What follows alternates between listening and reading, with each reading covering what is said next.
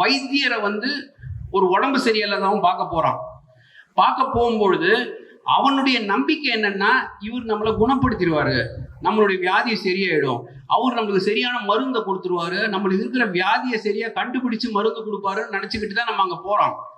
அந்த நம்பிக்கையிலே 50% அவனுக்கு உடம்பு சரியா போயிடும். ஆனா இன்னைக்கு என்ன ஆகுதுன்னா, வைத்தியத்தை போறதுக்கு முன்னாடி நம்ம கூகுள்கிட்ட போயிடுறோம். கூகுள் கிட்ட போய் நம்ம சிம்டம் அதுக்குள்ள போட்டு அதுக்குள்ள வர ஆன்சர் எல்லாம் வச்சுக்கிட்டு டாக்டர் கிட்ட வைத்தியம் பண்ண போறதுக்கு பதிலா டாக்டர் போய் கேள்வி கேட்டு இருக்கோம். இப்படி சொல்றீங்கல்ல, கூகுள் இப்படி சொல்லுது, சாட் ஜிபிடி இப்படி சொல்லுது, அதே தான் எல்லாமே நடக்குது.